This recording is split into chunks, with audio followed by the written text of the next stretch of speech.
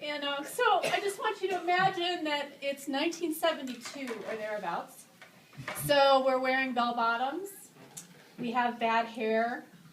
And we're driving around somewhere in the Eastern Seaboard in a 1959 Cadillac hearse that has had a camper body mounted on the back of it. So I just want you to get that mental picture.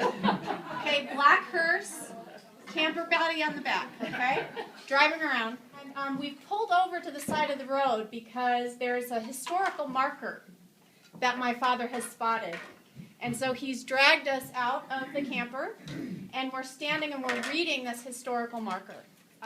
We would be somewhere, and my dad was maybe get out and get gas, and then he'd come back in and he'd start driving, and he'd say, "Oh my gosh, that guy was so fascinating.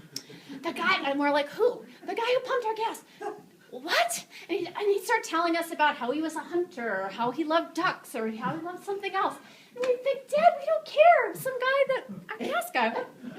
He was, I think in the 50s, or the early 60s, took the Dale Carnegie sales course, how to win friends and influence people. And he was a traveling salesman. He worked for a couple different x-ray companies, and he went all over and had to make friends with doctors. And so this was really good skill set for him. Well, the reason I'm telling you all this is because all of us kids, I think, are able to talk to total strangers because of my dad. I think we all have a love of travel because of my dad. I can't tell you how many times we would wake up and the camper would be moving because my dad had woken up and he was ready to go, and so we'd wake up and I guess we're on the road again. So, and I ended up in the museum field, and I think that's because we went to so many museums and historic sites and parks and gardens and different things that both my parents thought were worth us seeing.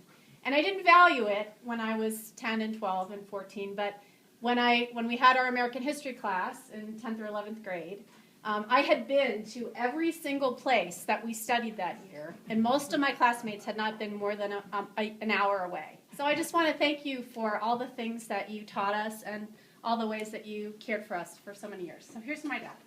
Happy birthday.